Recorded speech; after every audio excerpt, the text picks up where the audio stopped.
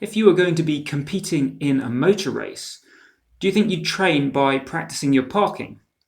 That would be a bit crazy, right? Well, I hate to break it to you, but that is exactly what most musicians are doing when they practice.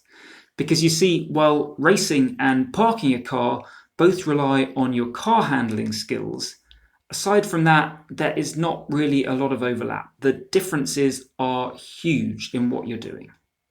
And it's the same in music. The conditions and the aims of practice and performance are simply very different. But don't just take my word for it.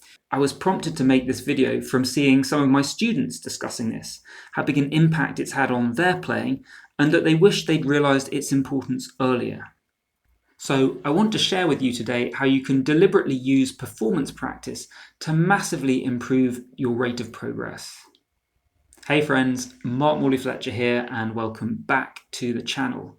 So what is it that my students were talking about here? The first comment was, it feels like for many years I've been practicing to some degree the wrong things. In this course, I have caught glimpses of what actually practicing performing can do. And the reply was, I can very much relate to what you're saying about practicing the wrong things. I'm excited to see where we can go with what we've been learning in the course. So what's going on here in the wider context is that these are a couple of students in my Unlock Your Performance course.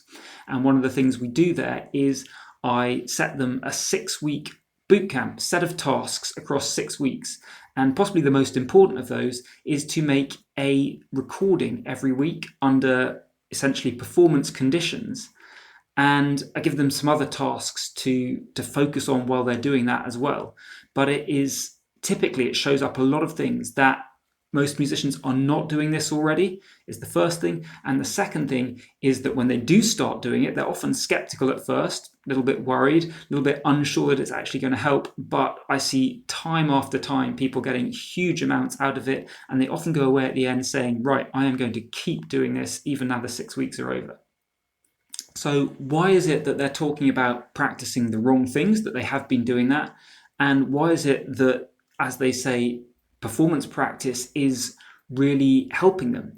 And a lot of it comes down to the context, because yes, I mean, what we often practice just in practice are sometimes the basic skills that you need to play, but everything that you play is in a context, and the performance context is very different to our typical practice one.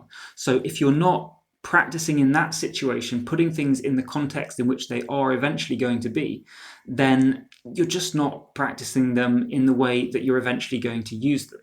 And just wider than that, there's a whole load of other things associated with performance that are hugely important as well, that will just never come up in practice.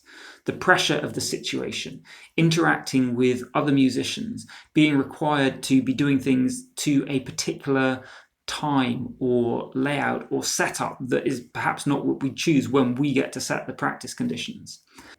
And a big part of it is also simply just feeling comfortable in the situation where we're going to have to apply these skills, because it's a very different thing when you've got the skills, you recognize the situation, brain sends a response to your body, everything is fine, let's go, let's do this, versus you've got the skills, the situation is uncomfortable, you're unsure, your brain is sending all sorts of different responses going, oh, we're not sure.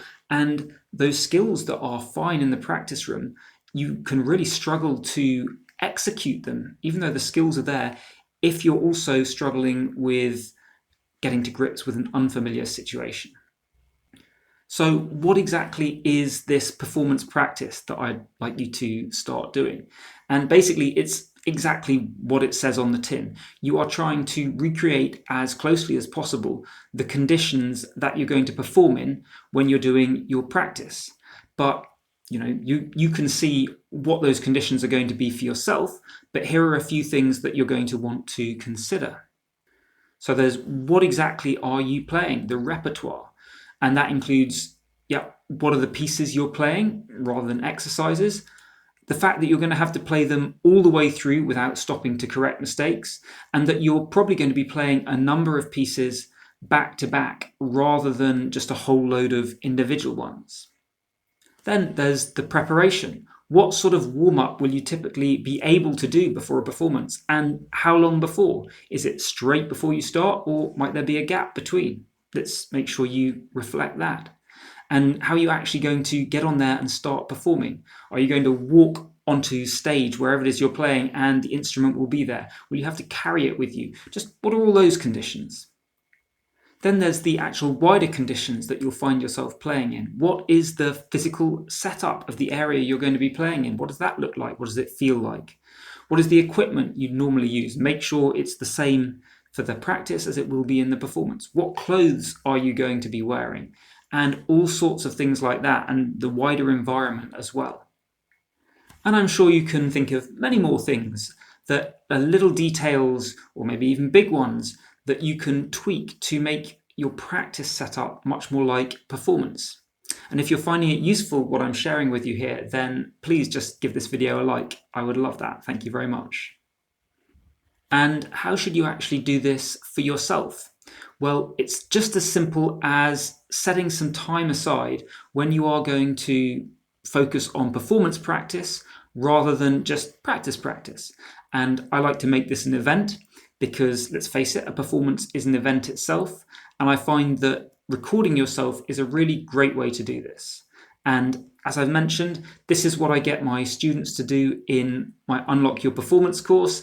And I set them out in the bootcamp a schedule of what I want them to record when with certain conditions. And it's really helpful to have someone else setting this and giving you a task that you have to do. But you can totally do this yourself, and you can totally set those conditions for yourself. For me, for example, I like to try and set myself the goal of doing one of these a week, and some of them I'll record myself on video, some just audio. But let's just look at an example of one of them. It's to show you just how simple it is, what it can look like.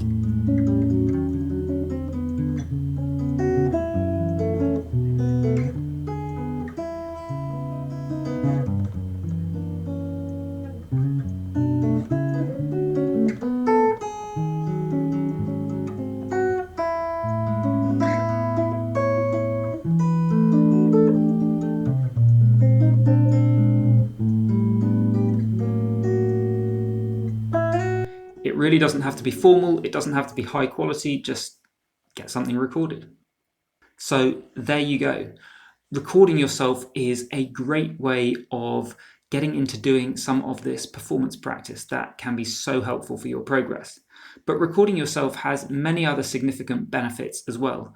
So I'd recommend that you check out my video on why recording yourself makes practice more effective next.